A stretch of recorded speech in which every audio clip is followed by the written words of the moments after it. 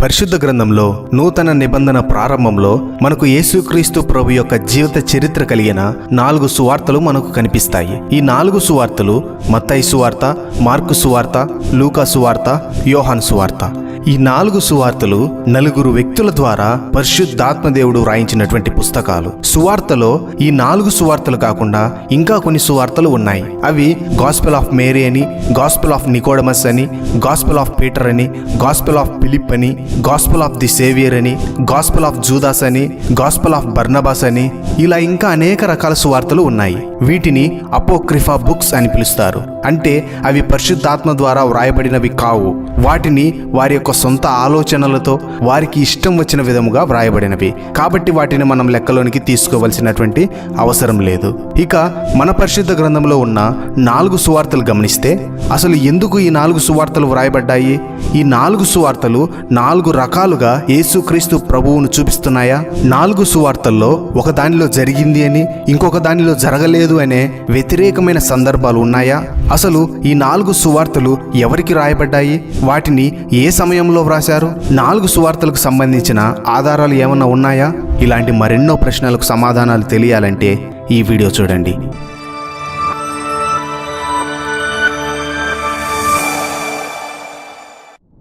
మొదటిగా సువార్తలు ఎందుకు రాశారు అంటే, సువార్త అనునది మొదటి శతాబ్దంలో ఓ విశిష్టమైన సాహితీ రూపం. ఇది కేవలం యేసుక్రీస్తు ప్రభు జీవిత చరిత్ర కాదు, ఆయన చేసిన అద్భుత కార్యముల గురించి కాదు, శిష్యులు జ్ఞాపకం చేసుకునే గ్రంథము కాదు. సువార్త గ్రంథము లేదా పుస్తకము అనున్నది ఒక సమూహానికి లేదా ప్రజలకు దేవుని గురించిన శుభవార్త.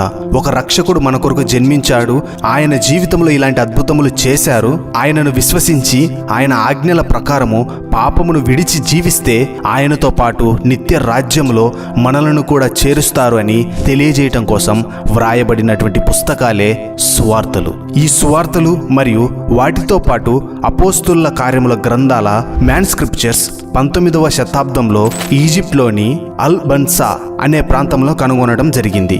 అవి ప్రారంభ గ్రీకు భాషలో పపైరస్ యొక్క షీట్స్ మీద వ్రాసినటువంటి మొదటి ప్రతులు. వీటిని దాదాపు క్రీస్తు శకం 40 నుండి 250 మధ్యలో వ్రాసి ఉంటారు అనే అంచనా ఉంది. అయితే ఈ 4 సువార్తలు ఎవరు రాశారు, ఎందుకు రాశారు తెలుసుకుందాం. పరిశుద్ధ గ్రంథంలో ఉన్న మొట్టమొదటి సువార్త మత్తయి సువార్త. మత్తయి సువార్తను యేసుక్రీస్తు ప్రభు శిష్యుడైన మత్తయి గారు రాశారు. ఇతను పన్ను వసూలు చేసే అధికారి. ఈ సువార్త యూదులకు వ్రాయటం జరిగింది. ఇందులో అతడు యూదులకు యేసే మెస్సయ్య అని తెలపాలి అని తన సువార్తలో వారికి అర్థమయ్యే విధముగా ధర్మశాస్త్రముకు సంబంధించిన 50 ప్రత్యక్ష ప్రస్తావనలు, 75 పరోక్ష ప్రస్తావనలు, వాటి యొక్క నెరవేర్పును ప్రస్తావించాడు. అలాగే యూదులలో యేసుక్రీస్తు ప్రభువును మెస్సయాగా నమ్ముతున్న వారికి యేసుక్రీస్తు ప్రభువును సిలువ వేశారు కదా, వారిని దేవుడు ఏ విధముగా చూస్తున్నారు, వారి ఎడల దేవుని కృప ఎలా ఉంది అనే విషయం కూడా తెలియజేశాడు. మార్కు సువార్త.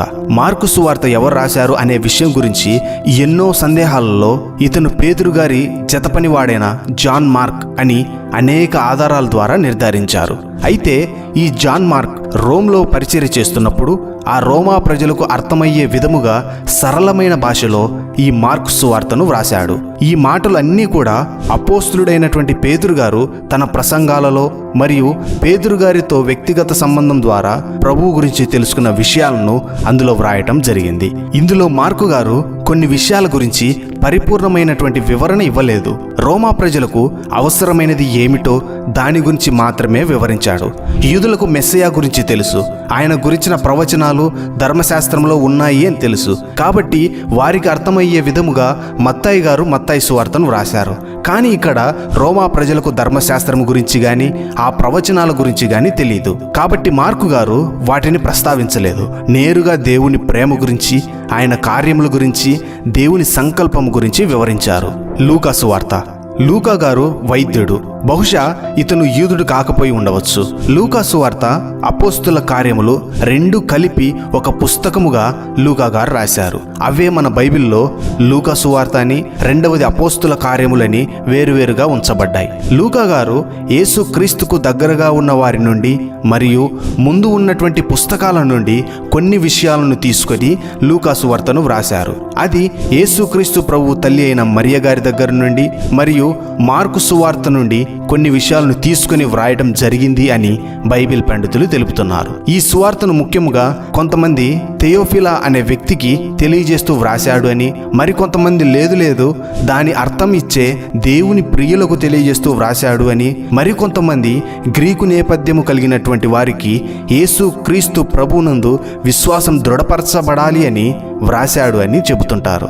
ఏది ఏమైనా లూకా గారు రాసింది యూదులకు కాదు, ధర్మశాస్త్రం తెలియని ప్రజలకు అని మాత్రం తెలుస్తుంది. ఇప్పటి వరకు తెలుసుకున్నటువంటి 3 సువార్తలను సినాప్టిక్ గాస్పెల్స్ అని అంటారు. ఈ 3 సువార్తలు ఒకదానిని ఒకటి పోలి ఉంటాయి. బైబిల్ పండితులు తెలుపుతున్న విషయం ప్రకారం లూకా గారు రాసినటువంటి అపోస్తుల కార్యముల గ్రంథం పౌలు గారు బందీగా ఉన్నప్పుడే ముగిసింది. అంటే లూకా గారు పుస్తకాలు వ్రాసే సమయానికి పౌలు గారు ఇంకా బ్రతికే ఉన్నారు మరియు లూకా గారు కొన్ని గ్రంథాలను ఆధారం చేసుకున్నారు అని వారు తెలుపుతుంటారు. దాన్ని బట్టి లూకా గారు ఆధారం చేసుకున్న పుస్తకము మార్కు సువార్త అయి ఉండవచ్చు అని ఒక అంచనా. మత్తాయి గారు కూడా మార్కు సువార్తను ఆధారం చేసుకుని రాశారు అని బైబిల్ పండితులు తెలుపుతుంటారు. దీనిని బట్టి మార్కు సువార్త ముందుగా వ్రాయబడి ఉంటుంది. తరువాత మత్తాయి, లూకా సువార్తలు వ్రాయబడ్డాయి.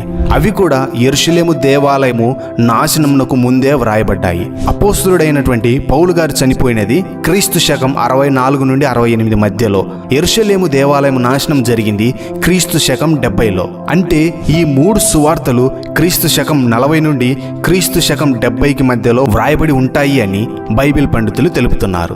యోహాను సువార్త విషయానికి వస్తే, యోహాను సువార్త వ్రాసినది అపోస్తలుడైనటువంటి యోహాను గారు, దేవునికి ఇష్టమైనటువంటి శిష్యుడు. పైన తెలిపిన 3 సువార్తలు ఒక విధముగా ఒక ఆలోచన దృక్పథములో ఉంటే, ఈ యోహాను సువార్త మరొక విధముగా ఉంటుంది. ఎందుకు అంటే ఇది వాటిని పోలి వ్రాయబడలేదు. ఇందులో యేసు క్రీస్తు ప్రభువు పూర్తిగా మానవునిగా తెలుపుతాడు, అలాగే దేవునిగా కూడా తెలుపుతాడు. ఉదాహరణకు, ఆదియందు వాక్యం ఉండెను, వాక్యము దేవుని యొద్ద ఉండెను, వాక్యము దేవుడై ఉండెను. అంటే వాక్యము దేవుడు అని తెలుపుతూ, ఆ వాక్యము శరీరధారి అయి కృపాసత్య సంపూర్ణుడిగా మన మధ్య నివసించెను అని, ఆయన ఒక మనుషునిగా ఉన్నాడు అని తెలియజేస్తుంది. ఇలాంటి విషయాల ద్వారా విమర్శకులకు ఈ యోహాను సువార్త విమర్శించుటకు అనువుగా మారుతుంది. కానీ అదే సమయంలో దేవుని సంఘానికి మూల స్తంభముగా మారుతుంది, బలముగా నడిపిస్తుంది. ఎప్పుడైతే దేవుడు మనిషిగా మారి వచ్చాడు అని పరిశుద్ధాత్మ దేవుడు యోహాను గారి ద్వారా తెలిపారో, అదే ఈ సువార్తకు గొప్పతనముగా మారింది. ముఖ్యముగా ఈ సువార్తను ప్రపంచమంతటా ఉన్న ప్రతి వ్యక్తికి, క్రైస్తవులను ఉద్దేశించి వ్రాశాడు. ఈ సువార్తను దాదాపు క్రీస్తు శకం 80 నుండి 95 మధ్యలో వ్రాసి ఉండవచ్చు. ఈ 4 సువార్తలకు సంబంధించిన ఆర్కియాలజికల్ ఎవిడెన్సెస్ మనం ముందుగానే తెలుపుకున్నాము. కొంతమంది బైబిల్ పండితులు ఈ 4 సువార్తలను యెహెజ్కేలు గ్రంథం 1వ అధ్యాయం 10వ వాక్యము మరియు ప్రకటన గ్రంథం 4వ అధ్యాయం 7వ వాక్యంతో పోల్చుతుంటారు. అందులో కనిపించే 4 ముఖములు ఈ 4 సువార్తలుగా భావిస్తారు. ఇక ఈ 4 సువార్తలు 4 రకాలుగా ఉన్నాయా, ఒక సువార్తలో జరిగింది అని మరొక సువార్తలో జరగలేదు అనే వ్యత్యాసాలు ఉన్నాయా? అస్సలు లేవు. యేసుక్రీస్తు ప్రభువు ఒక సువార్తలో లాజరును బ్రతికించాడు అని, ఇంకొక సువార్తలో బ్రతికించలేదు అని లేదు. యేసుక్రీస్తు ప్రభువు ఒక సువార్తలో పేతురు గారి అత్తను బాగు చేశాడు అని, ఇంకొక సువార్తలో పేతురు గారి అత్తను బాగు చేయలేదు అని లేదు. యేసుక్రీస్తు ప్రభువు ఒక సువార్తలో 5 రొట్టెలు 2 చేపలను 5,000 మందికి పంచి పెట్టారు అని, మరొక సువార్తలో పంచి పెట్టలేదు అని లేదు. యేసుక్రీస్తు ప్రభు జీవితంలో ఇవన్నీ జరిగాయి. వాటిని వివరించేటప్పుడు ఒక్కొక్క రచయిత ఒక్కొక్క కోణంలో వివరించారు. అది కూడా వారు సువార్తను అందిస్తున్నటువంటి ప్రజలను దృష్టిలో ఉంచుకొని వారికి అర్థమయ్యే విధముగా వారు ఆ సందర్భాన్ని వివరించారు. యేసుక్రీస్తు ప్రభు నీళ్ల మీద నడవటం గురించి మత్తాయి, మార్కు, యోహాను సువార్తల్లో వ్రాశారు. లూకా సువార్తల్లో దాని గురించి ప్రస్తావన లేదు. ఎందుకు అంటే అది లూకా గారు సువార్త అందిస్తున్న ప్రజలకు దాని గురించిన వివరణ అవసరం లేదు. అలానే ఆయన వెళ్ళే కోణము వేరై ఉండవచ్చు. అంత మాత్రాన సువార్తలు తప్పు అని కాదు కదా. ఉదాహరణకు 3 వ్యక్తులు ఒక యాక్సిడెంట్ చూశారు. కారు మరియు లారీ ఢీకొన్నాయి. ఈ 3 వ్యక్తుల్లో ఒక వ్యక్తి ఆ యాక్సిడెంట్ గురించి కారు అద్దాలు పగిలిపోయాయి అని చెప్పాడు. ఇంకొక వ్యక్తి లారీ కారును ఢీకొట్టి రోడ్డు సైడ్కు వెళ్ళిపోయింది అని చెప్పాడు. మరొక వ్యక్తి అందులో ఉన్న 2 డ్రైవర్లు చనిపోయారు అని చెప్పాడు. అంటే ఇంతకీ ఎవరు చెప్పింది కరెక్ట్? 3 చెప్పింది కరెక్టే, కానీ వారి ఆలోచన కోణాలు వేరు. నిజానికి అక్కడ యాక్సిడెంట్ జరిగింది, కారు అద్దాలు పగిలిపోయాయి, 2 ఢీకొనటం ద్వారా లారీ రోడ్ సైడ్కు వెళ్ళిపోయింది. వాటిని డ్రైవ్ చేస్తున్నటువంటి 2 డ్రైవర్లు చనిపోయారు. వాస్తవం గ్రహిస్తే ఏమి జరిగిందో తెలుస్తుంది. అంతేగాని ఒక్కొక్కరి మాట ద్వారా వాళ్ళు చెప్పింది తప్పు అని నిర్ధారించకూడదు. సువార్తలు కూడా అలానే వ్రాయబడ్డాయి. బైబిల్ నుండే ఒక ఉదాహరణ చూద్దాం. ప్రభు రాత్రి భోజనమైన తర్వాత యేసు ప్రభు శిష్యులు గెత్సేమనే తోటలోనికి వెళ్ళిన సందర్భమును పరిశీలిస్తే మత్తయి సువార్తలో 26వ అధ్యాయం 36వ వాక్యంలో వారు గెత్సేమనే అనబడిన చోటికి వచ్చి అని ఉంటుంది. మార్కు సువార్త 14వ అధ్యాయం 32వ వాక్యంలో వారు గెత్సేమనే అనబడిన చోటికి వచ్చి అని ఉంటుంది. లూకా సువార్తలో 22వ అధ్యాయం 39లో ఆయన బయలుదేరి తన వాడుక చొప్పున ఒలీవల కొండకు వెళ్ళగా శిష్యులను ఆయన వెంట వెళ్ళిరి అని ఉంటుంది. యోహాను సువార్తలో 18వ అధ్యాయం 1వ వాక్యంలో యేసు ఆ మాటను చెప్పి తన శిష్యులతో కూడా కిద్రోను వాగు దాటిపోయెను, అక్కడ ఒక తోట ఉండెను, దానిలోనికి ఆయన తన శిష్యులతో కూడా వెళ్ళెను అని ఉంటుంది. ఇక్కడ మీరు బాగా గమనిస్తే 4 సువార్తలలో 3 ప్రదేశాలు కనిపిస్తాయి. అంటే 4 సువార్తలలో 3 విధాలుగా చెప్పారు. బైబిల్ తప్పు అనా? కాదు. ఇక్కడ మత్తయి, మార్కు సువార్తలలో గెత్సేమనే అని చెప్పారు. లూకా గారు ఒలీవల కొండకు అని చెప్పారు. యోహాన్ గారు కిద్రోను వాగు దాటి వెళ్ళారు, అక్కడ ఒక తోటలోనికి వెళ్ళారు అని చెప్పారు. ఇక్కడ వీరు చెప్పిన అన్ని విషయాలు కరెక్ట్. ఈ 4 విషయాలను మనం వాస్తవంలో చూస్తే ఇది జరిగింది యెరూషలేము ప్రాంతంలో. అక్కడ ప్రభువు శిష్యులను ప్రభురాత్రి భోజనం చేసిన తర్వాత కిద్రోను వాగు దాటి కొండకు చేరుకుంటారు. అక్కడ ఒక తోట ఉంటుంది. ఆ తోటలో ప్రార్థనకు వెళతారు. ఆ తోట పేరే గెత్సేమనే. మీకు అర్థమయ్యిందనే నేను అనుకుంటున్నాను. ఈ సందర్భాన్ని ఒక్కొక్క సువార్తికుడు ఒక్కొక్క విధముగా చెప్పారు. దేవుడు తనను తాను 4 కోణాల్లో ప్రజలకు కనపరుచుకోవాలి అని అనుకున్నారు.